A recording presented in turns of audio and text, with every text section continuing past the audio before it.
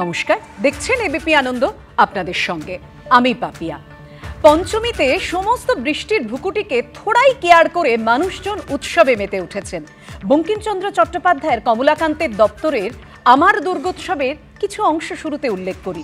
কোথায় ফুল পাইলাম বলিতে পারি না, কিন্তু সেই প্রতিমার পদতলে পুষ্পাঞ্জলি দিলাম, ডাকিলাম সর্বমঙ্গল্য মঙ্গলে শিবে সর্বার্থ সাধিকে।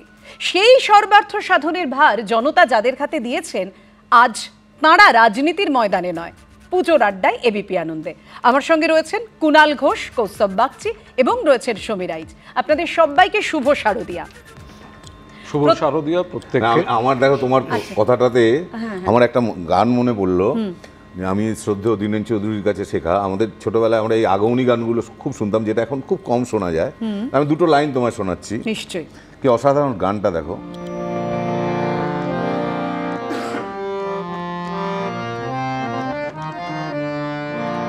যাও যাও গিরি আনিতে গৌরী, যাও তুমি কৈলাসে, আমার নিরানন্দ ঘর কাটে না প্রহর, উমায় আমার পরবাসে।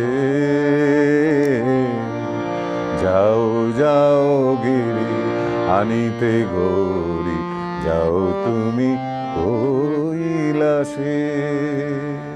গানটা অনেক বড়, কিন্তু আমি দুটো লাইন শোনালাম। একদমই একদমই, মানে এইভাবেই তো পুজোর আড্ডা আজকে জমে উঠবে। কৌস্তবের কাছে আসবো, কারণ কৌস্তব অপেক্ষা করছে। আমি দেখতে পাচ্ছি ওর সামনে বাঁশি রয়েছে, কৌস্তব বাগচি রয়েছেন, আর বাঁশির সুরে আমরা আলোড়িত হব না, তাও কখনো হয়? কৌস্তব, মাথায় কিছু আসছে না? রবীন্দ্রসঙ্গীত, এই পুরানো সেই দিনের কথা বাজাতে পারি। চলো না। প্রথমেই বলে দিই, একদম মানে ভুলভাল হতে পারে, সবাই ক্ষমা করবেন।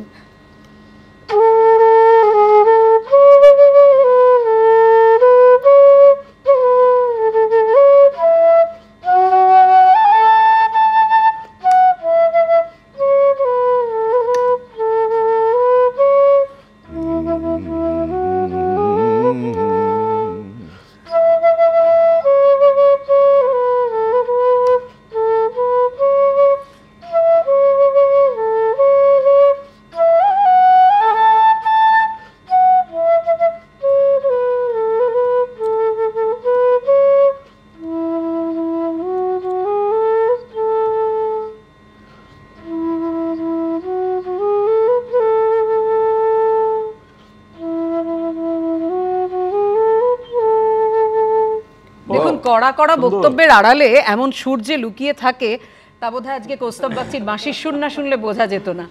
আমি তোমাকে একটা জিনিস বলি, আগমনীর কথা বলছিল তো, কিন্তু আমাদের ছোটবেলা থেকে না ওই দুর্গাপুজোর প্যান্ডেলে ওই ঠাকুর আসছে এবং দুর্গাপুজো যে এটাতে না ওই গানগুলো, কিছু কিছু গান আমি আস্তে আস্তে শুনছিলাম। মানে যেমন ধরো এই সেই গোল্ড প্রিন্টের শাড়ি পরে গড়িয়া হাটে, মানে এই গানগুলো না বাজলে মনেই হয় না যেন যে দুর্গাপুজো এসেছে। হ্যাঁ, মানে খুব সুন্দর, আমি আস্তে আস্তে শুনছিলাম। মানে বাড়িতে তো দুর্গাপুজো হয় আমাদের, মানে ওটা জ্ঞাতি বাড়িতে, জ্ঞাতি বাড়িতে পুজো হয়, সেটা সবাই মানে পরিবারের সবাই ওই জায়গাতে মিলিত হয়। আমি বিগত 2 বছর ধরে যাচ্ছি না প্র্যাকটিক্যালি। আমার আগের বছর ক্যান্ডি চলে যাওয়ার পরে, ক্যান্ডি আমার খুব কাছের তো, ক্যান্ডিকে নিয়ে যেতাম আমি ওখানে, তারপর থেকে আমার ঠিক সায় দেয় না মন থেকে, আর যেতে পারি না। তো সেই জায়গা থেকে একটা খারাপ লাগার জায়গাও আছে। কিন্তু আমি আজকে বলছিলাম যে সমীর দাদের সময়টা একরকম পুজোর গান, এই সময়টা আমাদের, তারপরে আবার আমাদের সময় মিতা চ্যাটার্জি, আশা ভোসলে ছোটবেলা থেকে ওই গানগুলো, তারপরে কুমার শানুরও বেশ কিছু কিছু গান, কিশোর, আমাদের সময় শ্যামল মিত্র, মুখোপাধ্যায়, একদম। আজকে আস্তে আস্তে শুনছিলাম মিঠুন চক্রবর্তী, কুমার শানু এই গান, हम तेरी मोहब्बत में यूं पागल रहते हैं। আমরা এবার কুণালদার কাছে আসি, কারণ তোমার বাঁশির সুরের সময় কুণালদা গুনগুন করে পুরানো সেই দিনের কথা গাইছিলেন, তো সেই পুরানো সেই দিনের কথা একটু মনে পড়ে কিনা কুণালদার? যা কুণালদা অনির্বাণদা আজকে অন্তত আশ্বস্ত হবে, কুণালদা রেগে যাবেন না, রেগে যাবে কুণাল ঘোষ। না না, রাগের বিষয় না। এটা পুজো মানে একটা উৎসব, পুজো মানে মাতৃশক্তির কাছে আরাধনা। এবং সত্যি কথা বলতে কি, যখন আরতি হয় তখন একটা অনুভূতি একটা সবারই তৈরি হয়ে যায়। তো আমি সেখান থেকে একটু 2 লাইন একটা ইয়ে করা, যদি আপনি একটু মানে সাপোর্ট দেন। দেখুন আমার ঝগড়া করা গলা আমার তো ঠিক মানে গানের ব্যাপার নয়, তা সত্ত্বেও আমায় রাখতে যদি আপন ঘরে বিশ্ব ঘরে পেতাম না ঠাই, আমায় রাখতে যদি আপন ঘরে বিশ্ব ঘরে পেতাম না ঠাই, দুজন যদি হতো আপন, দুজন যদি হতো আপন, হতো না মোর আপন সবাই রাখতে যদি আপন ঘরে বিশ্ব ঘরে পেতাম না ঠাই। সুন্দর মেসেজটা না অতুল প্রসাদের, কত কথা বলে দিয়েছেন, কত কথা বলে দিয়েছেন।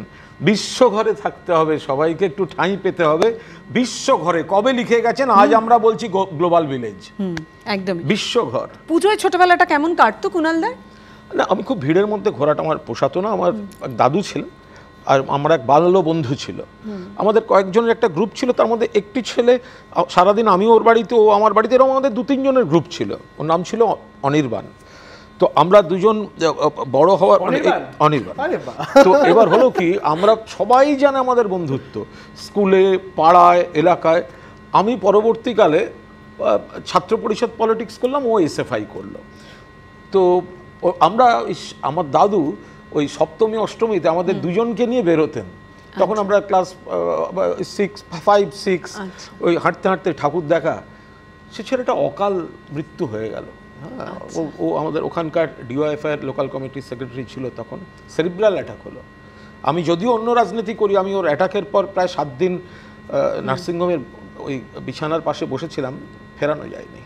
কিন্তু মানে তারপর থেকে ওই যে ঘোরা ব্যাপারটা, মানে দাদুও নেই, আবার আমার যে বন্ধুর সঙ্গে ঘুরতাম আমরা নানা রকম সব তো ফলে সেই অর্থ করি আমার অফিস তো খোলা থাকে, মিডিয়া যা হয়েছে, প্রথমে প্রিন্ট মিডিয়া, তারপর টিভি মিডিয়া, এখন ডিজিটাল মিডিয়া, মিনিটে মিনিটে।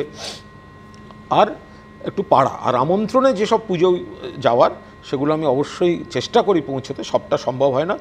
আবার পাড়ার দাদারা, বন্ধুরা, ভাইরা সবাই জানে সন্ধ্যাবেলা আমাকে পাড়ায় একটু পাওয়া যাবে, ফলে ওই পাড়ার পুজো, চারপাশের পুজো। কিন্তু সে তো গেল এখনকার কথা। সেই সময় মানে ছোটবেলায় পুজোয় খাওয়া দাওয়া, অঞ্জলি, অবশ্যই কুণালদার কাছে আসবো। আর এবছর তো যোগ হয়েছে সিনেমা। তার সঙ্গে আচ্ছা, ছোটবেলার কথা বলতে গেলে আরেকটা আছে। সেদিন দুজনে দুলেছি বনে, ফুল ডোরে বাঁধো ঝুলনা, সেই স্মৃতিটুকু কভু ক্ষণে ক্ষণে যেন জাগে মনে, ভুলো না ভুলো না ভুলো না ভুলো না। সেটাও কি করে বলা হবে? না, ভুলতে দেব না তো। আমি সমীরদার কাছে আসবো। এরকম রোমান্টিক ব্যাপার স্যাপার আছে না? না না, ভুলছি না। কুণালদার রোমান্টিক ব্যাপার স্যাপারটা আছে, এবং রিসেন্টলি এর মডেলিং করেছে কুণালদা, ওটা দেখে সেটা আরো বেশি করে বোঝা যায়। মানে সত্যি লিটারালি এতটা ভালো, মানে রাজনীতির লোকেদের এই রসবোধটা সত্যি খুব। আমি প্রথমে না বলেছিলাম, আমি বলেছিলাম আমার চেহারায়, আমার হাইটে এবং আমার বয়সে এই মডেলিংটা হয় না, কিন্তু তারা খুব উৎসাহ দিয়ে আমাকে নামিয়েছে। বিষয়টা থাকলো না। কুণালদা রঙিন হয়েছেন এবং নিজেকে সেই উপযোগী করে নিয়েছেন, এটা তো ভাবতে হবে। তোমার ঈর্ষা করার কোনো কারণ নেই। আমার কোনো কারণ নেই, আমি ওই লিগেই নেই, আমি ওই লিগেই নেই। ঘোড়ার কথা বলছিল, আমি তাই জন্য বলছি তোমাকে, আমরা যে কি ঘুরতাম, মানে আমি এখনো চিন্তা করলে ভাবি সত্যি আমরা ছিলাম তো। সন্তোষ মিত্র স্মৃতিটা ছিল না, স্মৃতি আমি তোমাকে বলছি, মানে আমাদের কিছু বন্ধু বান্ধব ছিল, আমাদের সৌমদীপ, পূর্ণেন্দু, শিবাশিস, আমাদের একটা গ্রুপ, মানে নার্সারি থেকে আমাদের বন্ধুত্ব। হাঁটতাম, তুমি শুনলে, এখন তোমরা শুনলে পাগল হয়ে যাবে, ভাবতে পারবে না। পাগল হবো না, আমাদের সময় আরো বেশি হাঁটা। শোনো, সন্তোষ মিত্র স্কয়ার থেকে শুরু করে কলেজ স্কয়ার টয় ওগুলো সব হলো। এবার হাঁটতে হাঁটতে সোজা কলেজ স্ট্রিটের রাস্তাটা ধরলাম, ওই সবগুলো করে আড়িটালা করে হাঁটতে হাঁটতে ওদিক থেকে চালতা বাগান দেখে একদম হাঁটতে হাঁটতে বলছি তোমাকে, উল্টোডাঙ্গা পেরিয়ে লেক টাউন ঢুকে যাওয়া, দমদম ভারত চক্র তরুণ দল দেখিয়ে ভোরবেলায় তখন আর পা চলতো না, তখন একটা কোনোভাবে একটা ট্যাক্সি তখনকার দিনে মানে আমাদের পক্ষে সম্ভব না, স্কুল কলেজে পড়ি, ওই বাস ধরতাম, ওই বাস ধরে উল্টোডাঙ্গা স্টেশনে নামতাম, মানে শিয়ালদা স্টেশন থেকে শুরু করে একদম দমদম পার্ক। আচ্ছা না দেখো সমীর দা, আসলে একজনে নয় দুজনে যদি হাঁটা যায় এরকম দীর্ঘ পথ অতিক্রম করা যায়। আমি বলছি কৌস্তবরা কতটা বোকা হয়ে গেছে, মানে যত জেনারেশন এগোচ্ছে আমার মনে হয় বোকা হচ্ছে। আমাদের সময় কুণাল মনে করে দেখো, পুজোর সময় বাসের টিকিট ফাঁকি দেওয়া এটা ছিল আর্ট। ঠিক ঠিক, এটা ছিল আর্ট। আমরা কখনোই হেঁটে ঘুরিনি, ম্যাক্সিমামটাই ডবল ডেকারে উঠতাম, যেই কন্ডাক্টর আসছে ও তখন পাদানিটা নিচু ছিল, ওই মজাটা কোথায় না মজা। কিন্তু দুরকম মজা, রাত্রিবেলা হোল নাইট ঠাকুর দেখতে গলির মধ্যে দিয়ে একটা লোকের বাড়ির বেল বাজিয়ে দিয়ে পালিয়ে যাওয়া, ওই যে আনন্দগুলো কোনো কিছুর মধ্যে। কিন্তু পাপিয়া একটা জিনিস হয়েছে, পুজোর অনেকটা মানে পুজোটা না চেঞ্জ হতে হতে এসেছে, বিবর্তন, হ্যাঁ একটা বিবর্তন ঘটেছে। এবং এই যে পুজোর বিবর্তনটা, এটা অধিকাংশ ক্ষেত্রেই কিন্তু ইতিবাচক দিকে হয়েছে, একদম ইতিবাচক দিকে হয়েছে। মানে প্যান্ডেলে অনেক নতুনত্ব, অনেকটা মার্জিত, এবং এই পুরস্কার সব এসে যাওয়ায় প্রত্যেকেই চেষ্টা করেন যে একটা নিয়মের মধ্যে থাকতে।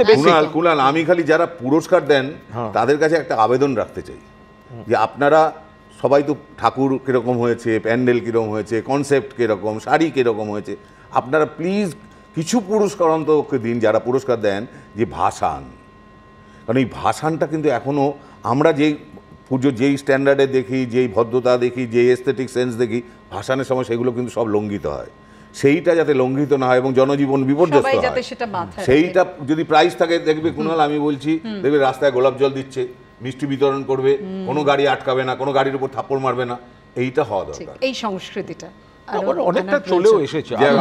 আমি বলছি যে নিশ্চয়ই বিচ্ছিন্ন যদি কোথাও কিছু, বাট সব মিলিয়ে একটা জিনিস এসে, আর একটা কারণও আছে, সেখানে মিডিয়ার একটা বিরাট ভূমিকা আছে। আজকে সবাই জানেন আপনাদের ক্যামেরাগুলি রয়েছে, আজকে প্রত্যেকের ফোনে ক্যামেরা, কেউ কোথাও কিছু করলে সঙ্গে সঙ্গে মুহূর্তে সেটা সোশ্যাল মিডিয়ায় চলে যাচ্ছে, ক্যামেরার চোখ অনবরত আমাদের নজরে রাখছে। সব মিলিয়ে এই ব্যাপারটাকে, এই বিবর্তনটাকে কিন্তু একটা মোটামুটি একটা ইতিবাচক দিকে, অতি অবশ্যই পজিটিভ। তো সেদিন দুজনের কথা আমরা কুণালদার কাছে আসবো, তার আগে একটু সিনেমার কথা শুনি। কর্পূরের তো শুটিং তোমার শেষ হয়ে গেছে। কর্পূর শেষ হয়েছে, পরিচালক অরিন্দম শীল, কর্পূর শুটিং শেষ। এবার শিকড়, আরো বড় কোনো রাজনীতিবিদ নাকি? না, শিকড় পরিচালক ব্রাত্য বসু, সেখানেও রাজনীতিবিদ। তা কর্পূরে ছিল একদম রাজ্য স্তরের রাজনীতিবিদ, শিকড়ে সেটা জেলা স্তরের রাজনীতিবিদ। আউটডোর রয়েছে একটি জেলায়, অক্টোবরে শুরু হচ্ছে।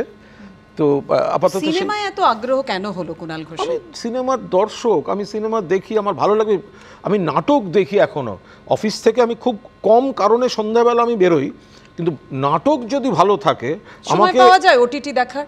ওটিটি আমি দেখি, আমি সেটা তো রাত্রে নিজের মতো সময় করে নেওয়া যায়, কিন্তু নাটকটা কিন্তু আমি চেষ্টা করি। সিনেমার রিভিউ করো, আমি দেখেছি। হ্যাঁ করি দেখি, আমার ভালো লাগে। আমি সিনেমায়, আমি এককালে একটি সিনেমা এটিএন ওয়ার্ল্ড চ্যানেলে, আমি তখন অনেক আগে, সে তখন সব উঠে গেছে, পরিচালনা করেছিলাম নিজে। তো সেটা তখন আনন্দবাজার পত্রিকা সপ্তাহের সেরা বাছাই ছবি হিসেবে সেটি বসিয়েছিল। তো ফলে আমার আরেকটি ছোট মানে রয়েছে, তার মাঝখানে আমি পরবর্তীকালে একটি ছবি প্রডিউস করেছিলাম প্রচেত গুপ্তর কাহিনী থেকে। তো সেটাও খারাপ চলেনি, সবাই ছিলেন তাতে। কিন্তু কর্পূর এবং শিকড় দুটোতেই রাজনীতিবিদের ভূমিকায় একেবারে কি সচেতনভাবে নিজের ইমেজ থেকে বেরোবো না, এই কারণে ধরে দেব তোমায় যদি বৃষ্টি হতে চায়, মেঘ ধরে দেব তোমায় যদি বৃষ্টি হতে চায়, আপন মনে উড়বে আকাশে, আপন মনে উড়বে আকাশে, যেথা খুশি যাও, মেঘ ধরে দেব তোমায় যদি বৃষ্টি হতে চায়। যেমন কথা তেমন সুর। সমীরদা, এইটা আমারই লেখা, আমারই সুর। আমি এটা একটা প্রেমেরই গান। এখানে একটা লাইন আছে,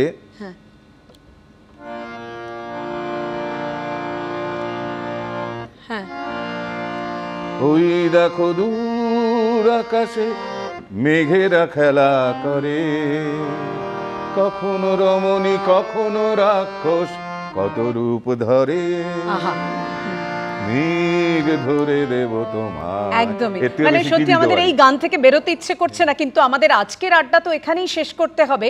যে অঞ্জলি দিয়ে শুরু করেছিলাম, শেষ করব হৃদয় অঞ্জলি দিয়ে, কুণাল ঘোষের কথায়, আবৃত্তিতে এবং সেই সঙ্গে সুরে কৌস্তব বাগচি, যুগলবন্দি। দেখুন আজ বিশ্বকবিকে প্রণাম জানিয়ে, কালের যাত্রার ধ্বনি শুনিতে কি পাও, তারি রথ নিত্যই উধাও, জাগাইছে অন্তরিক্ষে হৃদয় স্পন্দন, চক্রে পিষ্ট আধারের বক্ষ ফাটা তারার ক্রন্দন।